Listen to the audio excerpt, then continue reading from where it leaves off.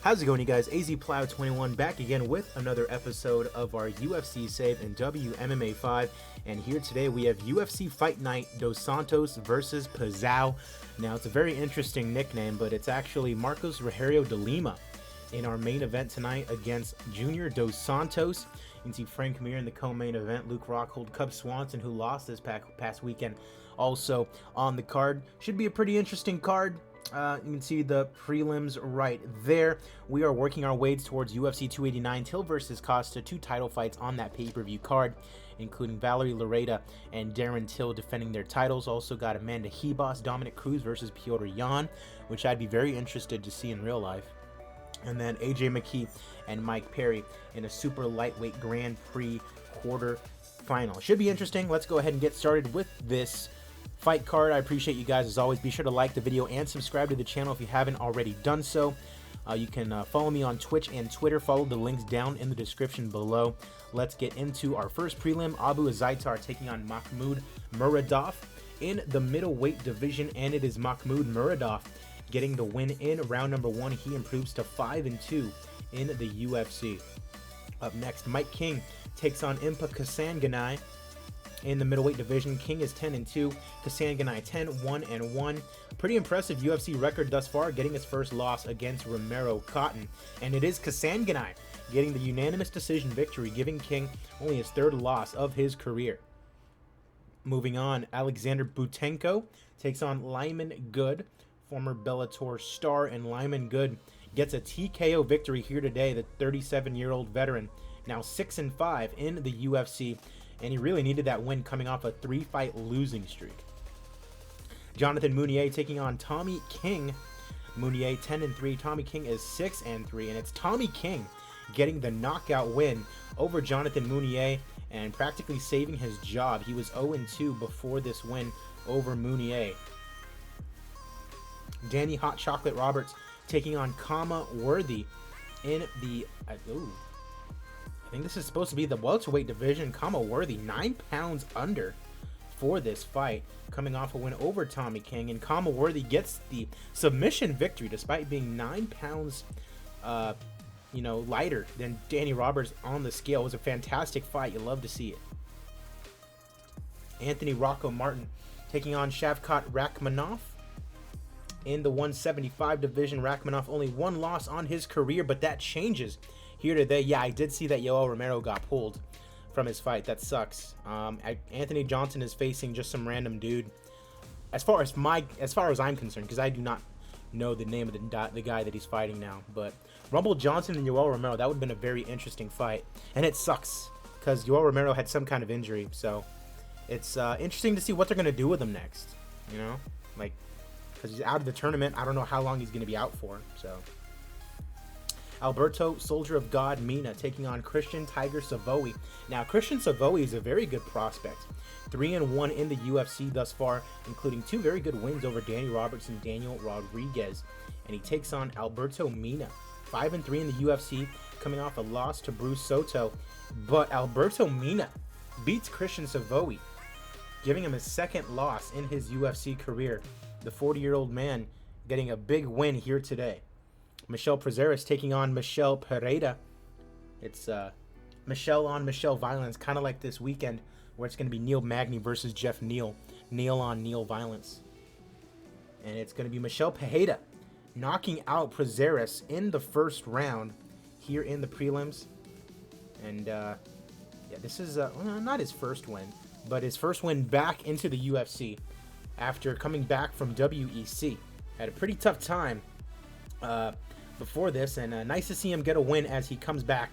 That is our very first successful comeback from WEC. You love to see it.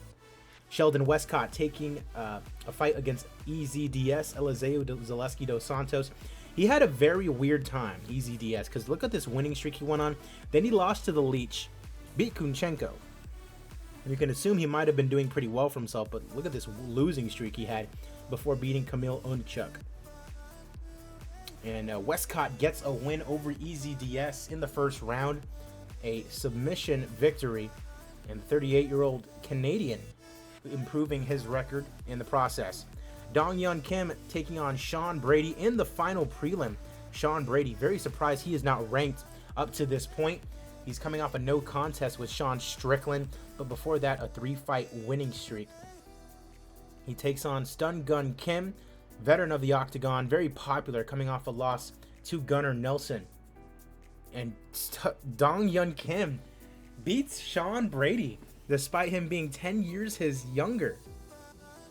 And that, I don't know what's going to happen with Sean Brady now, but that's 2 losses. First main card fight, and it's Roberto Sanchez taking on Eric Shelton. Sanchez, 2-4 in the UFC, number 15 in the flyweight division. Shelton, number 13 in the division. And it's Eric Shelton getting a TKO victory 1 minute into round number 3. He is now 500 in the UFC, and he is on a 3-fight winning streak. Ricardo Ramos taking on Patricio Pitbull in the 145 division. Patricio Pitbull not having the best time since joining us here in the UFC, and those woes continue as he gets TKO'd via a leg kick by Ricardo Ramos here today. Ramos now on a 4-fight winning streak. You love to see it. And he wants to fight Korean Zombie. Moving on, Cub Swanson taking on Chase Hooper in the 145 division. Hooper, 6'1", 145. This kid is an actual twig. Taking on the veteran and Cub Swanson, who I had the displeasure of watching lose this weekend to Giga Chikadze. Swanson's on a 2-fight losing streak. Lost to Yair Rodriguez for the interim strap, then lost to AJ McKee. And Chase Hooper, 23 years old, still a lot of time for him to get better, but he's coming off a win over Frankie Edgar, of all people. Interesting. The 23-year-old having a good career thus far, and it continues. Chase Hooper knocks out Cub Swanson, which I don't think would happen in real life because his stand-up is actually not that good. But Chase Hooper gets the win here today. Luke Rockhold taking on Vadim Nemkov in the light heavyweight division. Rockhold 18-8 and beating Ryan Spann, but losing to Dominic Reyes as he comes up to the light heavyweight division. Vadim Nemkov, number 13 in the division, coming off a win over Alonzo Menefield. And it's Vadim Nemkov who knocks out Luke Rockhold in round number 3, gives him his 9th loss of his career, trying to get rid of that pretty face of his. Vadim Nemkov with a big win. Co-main event as it's Frank Mir taking on Rudi Shafroth. Shafroth in the heavyweight division, only 1-0, a big win over Alir Latifi. On the other side, you have Frank Mir, 43 years of age, veteran of the Octagon, coming off a win over Yair Rozenstruik. He's actually been doing very well for himself since he came back. Ben Rothwell, Travis Brown, Blagoy Ivanov, Brendan Schaub. He fought an actual contender in Marcin Tybura, and then he lost. Fought Yair Rozenstruik, who's not really good in this game, and he won. A win over Frankie isn't that impressive at all, but won over Cub by knockout nonetheless. Yeah. And I doubt he would do that to either of them in real life, but, you know, what are you going to do? Maybe Rockhold needs to move back to middleweight. I'm not so sure because he had a losing streak down there as well, as Frank Mir defeats Rudi Shafroth. So turning back the clock is Frank Mir. I hope he doesn't retire because he's on a winning streak now, but he's been doing pretty well for himself. I hope he doesn't retire. He does not. Maybe we give him one really, really big fight before he goes. Time for the main event as Junior Dos Santos takes on Marcos Rogerio de Lima. De Lima, number 8 in the division, coming off a win over Travis Brown. And on the other side, you have Junior Dos Santos coming off a win over Dominic Reyes in the heavyweight division. Before that, lost to Anthony Johnson, beat Fedor Emelianenko. This guy is always like one win away from a title shot, and he keeps losing. Very sad. But let's see what happens here in our main events. Herb Dean is your referee. De Lima kind of being a dick to start out. Not sure how that's going to work for him. And I mean, it's not like he's a spring chicken either. He's 37 years old, so he's kind of old also. It's going to be interesting to see like what kind of regenerated fighters. Would you ever do a Grand Prix in this game? I like the idea of going to Japan and doing like a one-night tournament, like for one night only kind of thing. I mean, the super lightweight is technically a Grand Prix, but if you're talking about like with the fighters already being in the division, I guess, you know, I think that'd be pretty cool.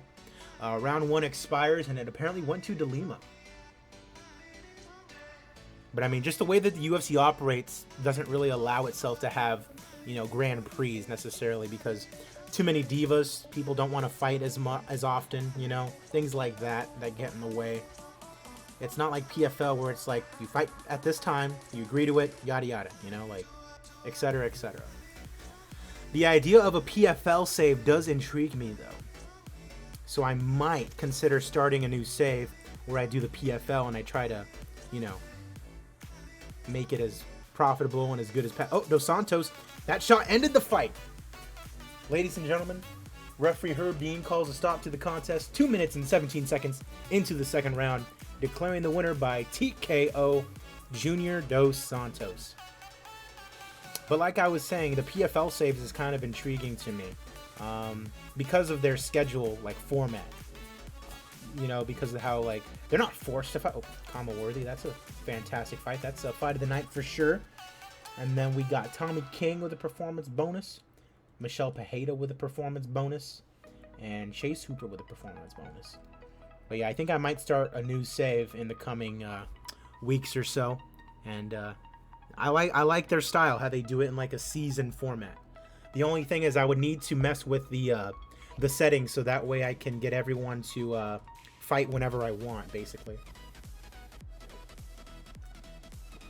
It would make recuperation times a lot, sooner, which is kind of what the UFC does, because guys take fights on a week's notice after fighting that last weekend, so it's kind of similar and a little realistic. If UFC 300 can't have all the champions on the card, maybe it can have one night tournament with your biggest division, the champ defending his title in each fight. That would be pretty cool. A PFL save would be pretty cool. Thank you. I appreciate that. I'm probably going to do it at some point.